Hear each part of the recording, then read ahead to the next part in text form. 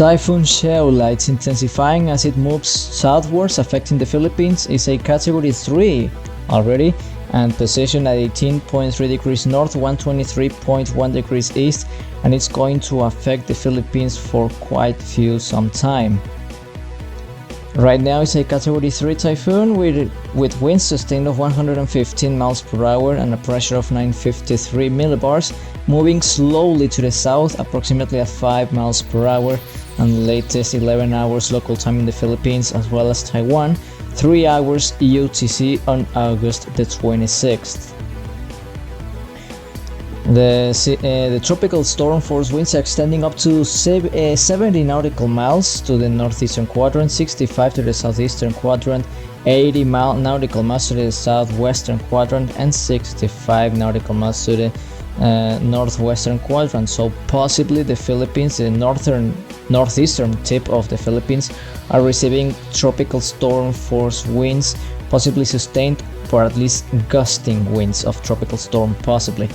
Distances: the storm is about 98 kilometers to the east of Santa Ana, 166 kilometers to the northeast of Palanan, 191 kilometers to the east-southeast of Calayan, 250 to the southeast of Basco, and 290 to the southeast of Itbayat. And the current watches and warnings according to the Pagasa: signal 2 warning in effect for Cagayan Valley, which is the extreme northeastern portion of Cagayan and Santa Ana, and signal 1 warning in Cagayan Valley as well, in the eastern portion of Babuyan Islands, the eastern portion of mainland Cagayan, and eastern portion of Isabela. This is the projection about what is going to occur about Saola's possible track. And according to this, to the Joint Typhoon Warning Center, this typhoon could make landfall in the southern tip of Taiwan, possibly passing over Kaohsiung. But of course, this is a 5-day forecast and it's a subject to change. Also, you can see why it's actually a very big margin of mistake. The sea surface temperatures absolutely warm, 30 degrees Celsius, so that's why Saola has been intensifying so quickly in the last hours, and it's expected to attain more power, possibly reaching category 4 status in the next 12 to 24 hours. In the projection of the GFS model, as you can see, moving to the southeast and then looping to the northwest, and then you can see that it passes really close to Taiwan, but not actually making landfall as the Joint Typhoon Warning Center is predicting.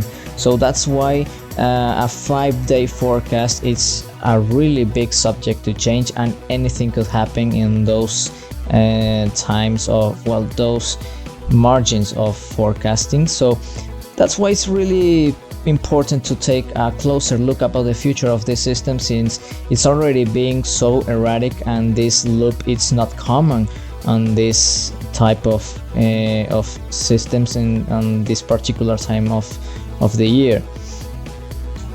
In the diagnostics, you can see that the models are predicting more intensification and then maintaining category 4 status, possibly low end to mid-range category 4 typhoon. So of course it's going to be a really intense system passing by between the Philippines and Taiwan over the next days.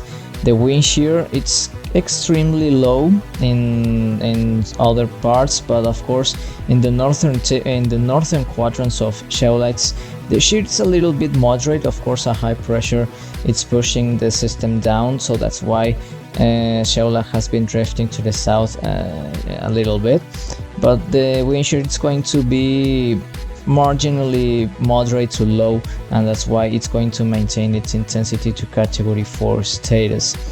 The sea surface temperatures 29-30 degrees Celsius overall, as well a pretty decent sea surface temperatures to maintain a storm of such power, and the humidity relatively normal, 70% or 75 to 80% levels. Of course, dry air it's not going to be an issue, so of course Saola has some room for further intensification without any problems.